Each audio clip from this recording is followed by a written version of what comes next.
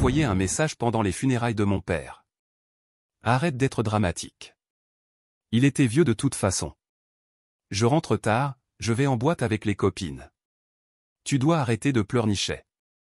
Ça fait déjà 3 jours. 3 jours depuis que mon père est mort d'une crise cardiaque soudaine. 3 jours. J'avais 36 ans, homme, et j'étais debout à côté de la tombe de mon père quand le message est arrivé. Ma femme, Kendra, 33 ans, était partie des funérailles à cause d'une urgence professionnelle 1 heure plus tôt. Mon père venait d'être descendu dans le cercueil. Ma mère sanglotait sur mon épaule. Mon téléphone a vibré. Kendra, fidèle à elle-même, arrête d'être aussi dramatique. Il était vieux de toute façon.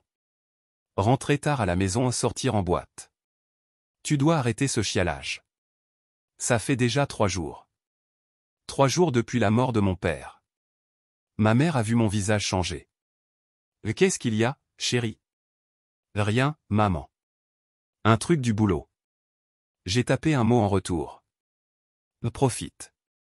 Puis j'ai pris une décision qui mijotait depuis des mois. Ce n'était pas la première fois que Kendra montrait une absence totale d'empathie. Mais manquer de respect aux funérailles de mon père, c'était la ligne rouge. Mon cousin Pet, 39 ans, était là. Il est entrepreneur et a sa propre boîte de déménagement. Je l'ai pris à l'écart. Pet, j'ai besoin de ton camion et de ton équipe maintenant. Maintenant, mec? On est aux funérailles de l'oncle. Je lui ai montré le message. Son visage s'est assombri. Putain. Ok. Tu veux quoi? Tout ce qui m'appartient doit sortir de la maison aujourd'hui, tant qu'elle fait la fête. C'est bon. Les gars étaient justement libres. J'allais leur donner la journée, mais ils vont bosser. Ma mère a essayé de me convaincre d'aller à la réception. J'ai inventé des excuses en disant que je devais m'occuper des papiers de mon père immédiatement. Elle a compris. Mon père a toujours été du genre à régler d'abord les affaires. À 14 h, j'étais déjà chez nous avec Pet et 4 de ses gars. J'ai aussi mis mon beau-frère Jérôme, qui est avocat, en haut-parleur pour préparer en urgence les papiers du divorce. Le truc avec Kendra, c'est qu'elle n'a jamais vraiment fait la différence entre ce qui était vraiment à moi et ce qui était à elle ou à nous. La plupart des meubles de la maison, je les avais achetés avant le mariage ou je les avais hérités de ma grand-mère. La télé, les consoles, les appareils électroménagers de la cuisine, tout était à mon nom avec des reçus. Même la cave à vin qu'elle utilisait contenait des bouteilles que j'avais achetées comme cadeau d'anniversaire. Les déménageurs ont été chirurgicaux. Le bahut de salle à manger de ma grand-mère. Kendra disait toujours que c'était trop ancien. Bref, les canapés du salon que j'avais payés avec mon premier bonus. Tout mon bureau à la maison, bureau, chaise, ordinateur, écran, tout. Le linge de lit de la chambre, acheté avant le mariage, tous les électroménagers de la cuisine, sauf le micro-ondes qui était à elle. Tous mes livres, mes vinyles, mes outils, la télévision connectée et le système home cinéma, même les serviettes de qualité. Les cadeaux de mariage venant de ma famille. J'ai laissé ces affaires, vêtements et maquillage soigneusement rangés dans un coin. La partie la plus condescendante, je lui ai laissé le micro-ondes, la yaourtière qu'elle avait utilisée une fois, le canapé offert par sa mère, affreux, une chaise pliante du garage, ses photos et objets personnels. La partie la plus mesquine, j'ai fait suspendre les abonnements, eau, électricité, etc., à effet dès le lendemain, tous au nom que j'avais, et j'ai changé les serrures. Le syndic a été conciliant à ce sujet. Le contrat de location n'était qu'à mon nom, après tout j'habitais là depuis 2 ans avant notre mariage. Jérôme avait les papiers du divorce prêts vers 16 h. Une requête en divorce sans opposition pour « différence irréconciliable ».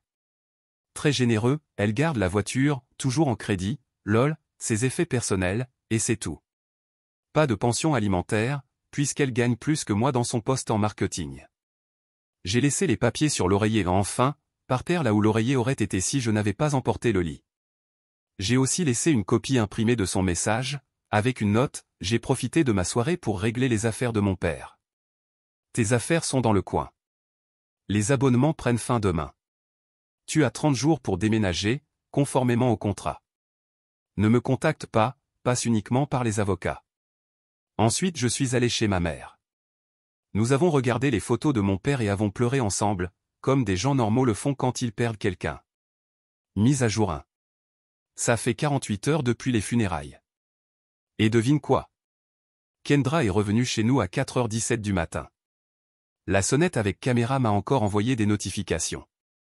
La vidéo la montre titubante, ivre, essayant la clé 3 fois, puis réalisant peu à peu que ça ne marche pas. La confusion, la panique, et ensuite elle a trouvé la boîte contenant la nouvelle clé que j'avais laissée pour elle. Le cri quand elle est entrée a réveillé 3 voisins. Madame Patterson a appelé la police, pensant qu'on était en train d'assassiner quelqu'un. À 6h du matin les messages ont commencé. 67 messages en 2 heures. L'évolution était fascinante. WTF? WTF? WTF? Où est tout? Ce n'est pas drôle. Rends-moi tout. Tu ne peux pas faire ça. J'étais en train de plaisanter sur ton père. Tu exagères. Je vais appeler la police. La police a dit que c'est une affaire civile. Réponds s'il te plaît. Tu es abusif. Je vais te détruire en justice. J'ai appelé Jérôme. Il a ri. Elle ne pourra rien te prendre. Pas d'enfant, mariage récent. Elle gagne 90 000 et toi 70 000. Et tu as des preuves documentées de cruauté pendant le deuil d'un proche. Le juge va rigoler. Puis sont arrivés ses complices. Sa mère, Dédra, a appelé, « Comment as-tu pu laisser mon bébé sans rien ?» Elle a des affaires personnelles et une chaise pliante. Elle disait, « Tu as tout volé. » Non. J'ai pris mes biens, les objets d'avant le mariage et ceux hérités. J'ai tous les reçus. Elle était en deuil aussi. Ton père était comme de la famille pour elle. Ah oui? Dans quel funérarium elle était en deuil hier soir? Au Tequila Sunrise ou au Club Paradise? Sa meilleure amie, Astrid, tu as besoin d'une thérapie. C'est un comportement psychotique. Ce qui est psychotique, c'est d'envoyer un message disant « Arrête d'être dramatique, il était vieux de toute façon » à propos du père mort de quelqu'un, pendant l'enterrement. Elle ne voulait pas dire ça comme ça. Ah bon, comment alors? Tu sais, genre, arrête d'être si triste à ses funérailles. Eh bien, dis comme ça. Adieu, Astrid. Mais la meilleure partie, le travail de Kendra. Tu vois, elle avait dit à son patron qu'elle avait besoin de 3 jours de congé pour cause d'urgence familiale. Elle avait même obtenu un congé de deuil parce que son beau-père, qui était comme un père pour elle, était décédé. Mais tu te rappelles la nuit en boîte? Elle avait tout posté sur Instagram.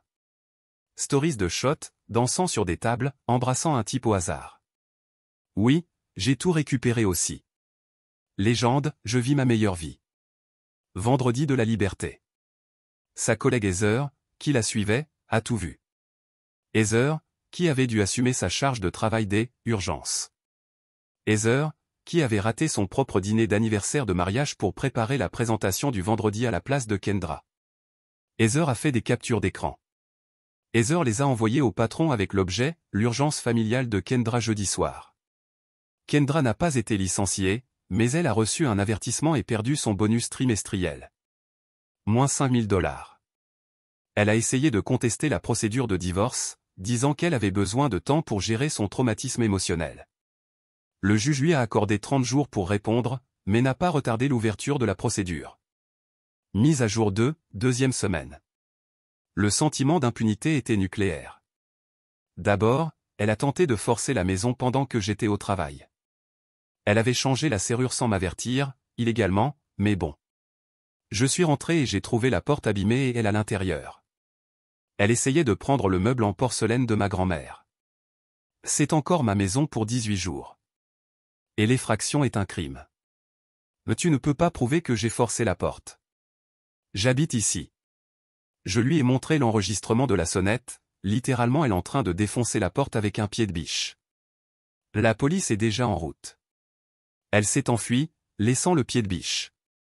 La police a rédigé un rapport, mais a dit que comme techniquement elle vivait encore là, c'était compliqué. Mais les dommages matériels, ça reste un délit.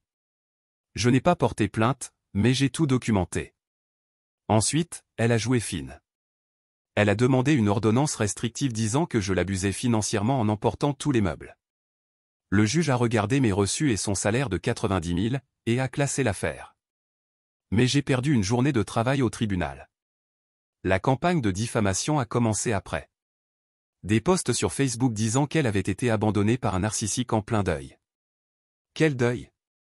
Elle avait littéralement posté des vidéos de boîtes de nuit le soir des funérailles. La tante de mon père, Ruth, l'a détruite dans les commentaires. Du deuil? Tu as quitté les funérailles de Bob en disant que tu avais la diarrhée, et 2 heures plus tard tu postais toi-même en train de faire des shots de tequila. On a tous vu. Tu as de la chance que tout ce qu'il ait fait, c'est emporter les meubles. Bob t'aurait hanté pour ton irrespect jusqu'à la fin. Le post a été supprimé au bout d'1 heure. Mais c'est laquelle s'est vraiment grillée.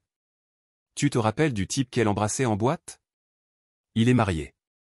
Sa femme a trouvé les vidéos grâce à une amie en commun. Cette femme est associée de l'entreprise de rêve où Kendra passait ses entretiens depuis des mois.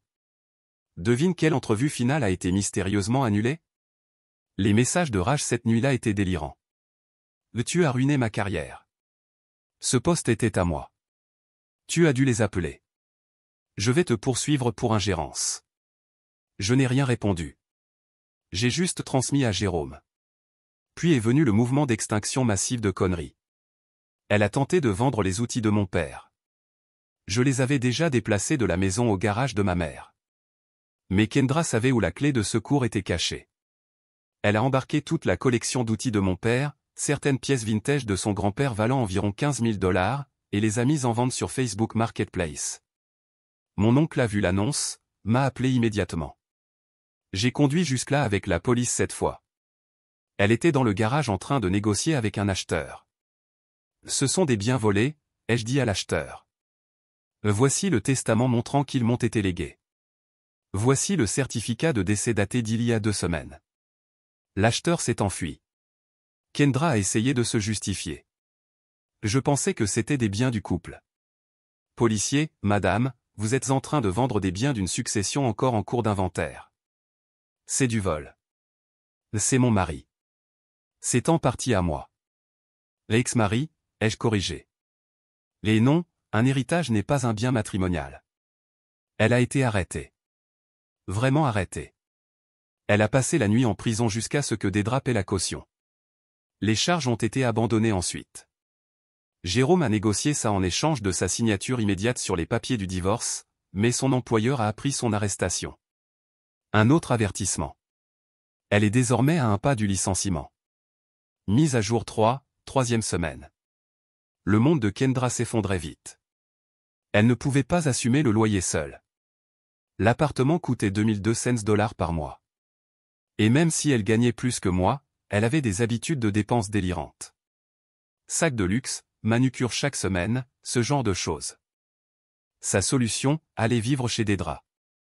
Mais Dedra a imposé des conditions, pas d'invités pour la nuit, pas d'alcool, église tous les dimanches, et payer 600 $ par mois de loyer. Kendra a tenu exactement un seul dimanche à l'église avant d'être filmée par la caméra de sécurité en train de sortir en douce pendant le culte pour fumer de la marijuana sur le parking. Le pasteur a appelé Dedra. Pendant ce temps, ma mère la détruisait silencieusement dans la communauté. Ma mère habite dans notre quartier depuis 40 ans. Elle connaît tout le monde et s'est assurée que chacun sache ce que Kendra avait écrit pendant les funérailles de mon père. La coiffeuse de famille a refusé de couper les cheveux de Kendra pour un événement important de son travail. Le gérant de l'épicerie locale, ami du club de lecture de ma mère, se retrouvait soudain toujours en rupture du vin préféré de Kendra. À la salle de sport, sa carte ne passait plus un jour sur 2 pour des problèmes techniques. C'était mesquin peut-être, mais ma mère était en deuil et furieuse. Mon père était respecté dans la communauté, il avait entraîné l'équipe de jeunes pendant 20 ans. Le manque de respect de Kendra n'était pas seulement envers moi, mais envers sa mémoire. Puis Kendra a commis son geste le plus stupide. Elle a créé un faux profil de rencontre avec mes photos. Elle a utilisé mon vrai nom, mon vrai emploi. Mais la bio disait: fraîchement divorcé, cherche quelqu'un pour me prendre en charge financièrement. Pas de grosse. Dois tout payer. J'ai des problèmes avec ma mère et mon père vient de mourir, donc je suis instable émotionnellement. La femme d'un collègue de travail est tombée dessus et lui a montré. Il me l'a montré. J'allais ignorer, mais Jérôme m'a dit: absolument pas. Ça, c'est de la diffamation et du vol d'identité. Nous avons déposé plainte et poursuivi. Son avocat, le moins cher qu'elle ait trouvé, a tenté de plaider que c'était de la satire. Le juge n'a pas ri, surtout quand nous avons montré les messages qu'elle avait envoyés à des femmes qui avaient eu un match avec moi. J'ai l'herpès et en fait je suis marié. Tu veux être mon amant? Elle a été condamnée à me verser 10 000 $ de dommages et intérêts. Argent qu'elle n'avait pas. Mise à jour finale. 2 mois se sont écoulés depuis les funérailles de mon père. Le divorce est finalisé. Voici où chacun en est arrivé. Kendra, licenciée de son emploi, le faux profil a été la goutte de trop. Elle vit dans le sous-sol de Dedra. Elle travaille à mi-temps dans un centre d'appel. Elle me doit 10 000 $ qu'elle ne peut pas payer et je fais saisir son salaire. Elle a posté qu'elle est une survivante d'abus narcissiques. 3 likes. Son nouveau copain l'a quittée après avoir trouvé son casier judiciaire en tapant son nom sur Google. Elle a essayé de lancer un business de coaching pour femmes voulant quitter une relation toxique. 0 cliente. Elle m'a envoyé un dernier message la semaine dernière. J'espère que tu es heureux. Tu as détruit ma vie pour rien. J'ai répondu. Tu as détruit ta propre vie. Moi, j'ai juste arrêté d'amortir ta chute. Puis je l'ai bloqué. Dedra, coincée avec Kendra, elle a dû mettre des verrous sur la porte de sa chambre parce que Kendra lui demandait constamment de l'argent. La moitié de leur cercle social a tourné le dos à Kendra, écœurée par l'histoire du funérail. Les rares posts de Dedra sur soutenir ma fille à travers l'abus ne récoltaient que des émojis moqueurs. Les amis de Kendra ont disparu après avoir vu le vrai message du jour des funérailles. Ses collègues ont même créé un groupe de discussion uniquement pour partager ces publications désastreuses. Moi, j'ai déménagé dans un appartement, une chambre, plus proche de ma mère. Je vois un thérapeute. Le deuil est réel, même sans le drame. Les outils de mon père sont exposés dans mon nouvel appartement, et je pense à lui chaque fois que je les utilise. J'ai eu une promotion au travail. Moins de stress sans Kendra. J'ai commencé à fréquenter Rita, rencontrée au groupe de soutien pour le deuil. Elle comprend. Je dîne avec ma mère tous les dimanches. Elle continue de ruiner Kendra par son réseau de voisins. Nous avons lancé une bourse commémorative au nom de mon père. Elle dit que mon père serait fier de la façon dont j'ai géré tout ça. Elle a même encadré une copie des papiers du divorce dans son coin bricolage. Implacable. La dernière rumeur? Kendra a tenté de s'introduire lors du match commémoratif de baseball de mon père que nous organisons désormais chaque année. Toute l'équipe a formé une barrière humaine pour l'empêcher d'entrer. Les photos étaient magnifiques. Mon oncle a fait un discours sur le respect des morts en la fixant droit dans les yeux. Elle est partie en larmes. Des remords? Non. Elle a écrit, il était vieux de toute façon. Pendant qu'on descendait mon père dans la tombe, elle est allée en boîte. Pendant que ma famille pleurait, elle essayait de vendre ses outils. Elle a créé de faux profils, tenté de détruire ma réputation. Tout ce que j'ai fait, c'est emporter mes meubles et laisser quelques papiers à la place de son oreiller. Le reste, c'est l'univers qui lui a donné exactement ce qu'elle méritait. Mon père disait toujours. Fils, quand quelqu'un te montre qui il est, crois-le dès la première fois. J'aurais dû le croire quand elle s'était plainte de devoir aller aux funérailles de ma grand-mère parce que ça tombait le même jour qu'une journée spa. Mais bon, mieux vaut tard que jamais. Et pour tous ceux qui demandent, oui, j'ai gardé le pied de biche avec lequel elle avait forcé la porte. Il est exposé à côté des outils de mon père avec une petite plaque. Preuve à de pourquoi je suis célibataire et heureux. Rita trouve ça hilarant. Ma mère veut le faire bronzer. Commentaire Madame Reddit. Ah oui, rien ne crie autant âme sœur que d'abandonner les funérailles de son beau-père pour danser sur les tables du Tequila Sunrise. Clairement, c'est toi qui as détruit sa vie, mec, ce n'est pas elle qui a envoyé un il était vieux de toute façon pendant qu'on descendait le cercueil. Elle voulait juste vivre sa meilleure vie, dans le sous-sol de sa mère, sans emploi, sans amis, sans bonus et avec une dette de 10 000 $. Un vrai conte de fées.